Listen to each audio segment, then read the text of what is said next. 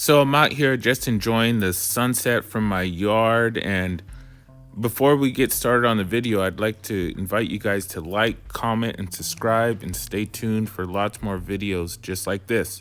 All right, here we go.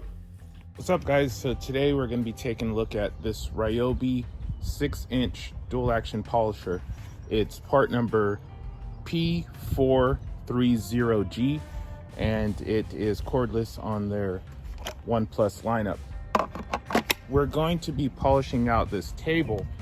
It's got various stains on it here and there from just mostly drilling, spilling drinks or meals and whatnot we've had out here. We've had it a few years, but we decided to keep it because our yard is small, but we've got this great view back here. And this thing's got this neat feature where it basically folds up like that and can be put away for easy storage, or just moving it out of the way from when you need a little extra room in the yard. And it's lightweight. So we are gonna try to bring some life back to it with this Ryobi polisher, this Turtle Wax clean cut rubbing compound, this Rejuvenate furniture restore. This is more or less like a wax sealant for patio furniture. All right, so what we're gonna do first of all is just get a few dabs of this rubbing compound, put it on there. You just need a little bit goes a long way.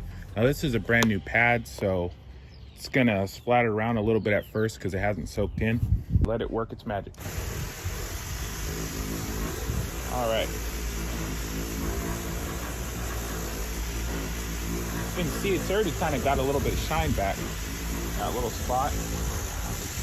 Kind of let it bog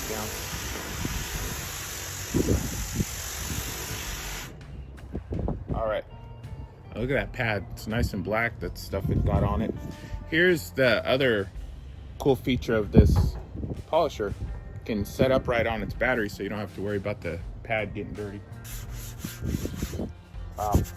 So you can tell just by looking at it, the pass I did compared to the other side, much cleaner looking. It's got some shine, and it took out a lot of those stains.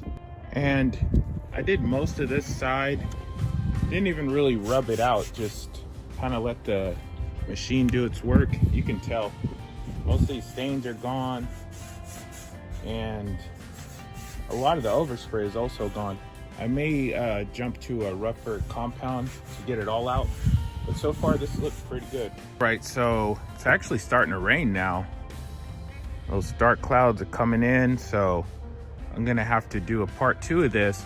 But what I've learned is this 1.5 amp hour battery is actually a little anemic feeling on this polisher. So I went ahead and put the 3 amp hour HP battery, and that made a world of difference as far as power wise. You can really press down on it and you didn't feel the tool bog. And then another thing I learned, this clean cut compound wasn't really cutting it either. It did actually put a nice glaze kind of shine on everything, but there's still a lot of kind of like the overspray specks and this and that weren't coming off. So I'm gonna go ahead and try this heavy duty rubbing compound next. It's more like a paste, where that one's more like a liquid, so this should be a little rougher and get more of the residue off. One thing I did notice is when you try to rub the compound off after you make a few passes, it doesn't just pop off like it did on the car. I think that's just, this is a different texture. It doesn't have the clear coat on it, so you don't get that instant removal, and you can't really tell when it's been removed. So I'm gonna pause this now because these guys are coming for sure, and they're coming in deep.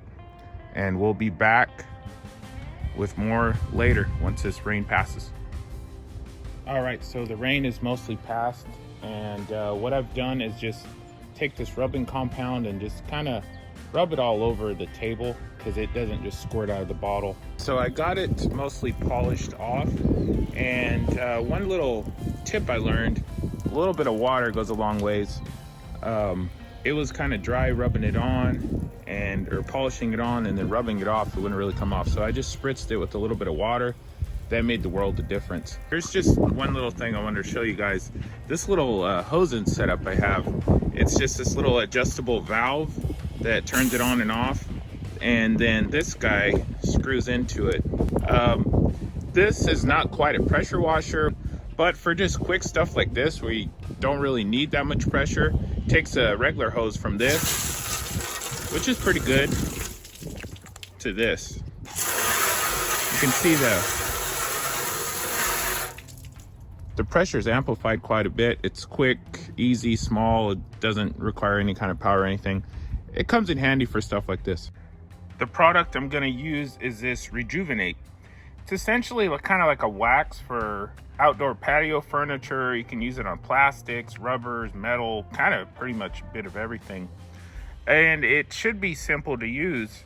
The instructions say that once you clean everything off, you basically just wipe it on, let it dry, and then you have years of protection. I went ahead and cleaned everything, so let's go ahead and wipe it on and see what the results are like. Let's give this a go.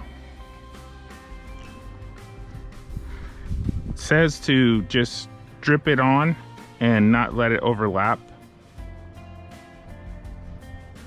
as much as possible. Should be good for there.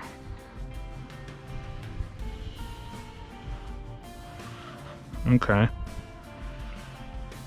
Going on pretty smooth for the most part. Let's go ahead and apply it to the cloth itself from now on for a much smoother application.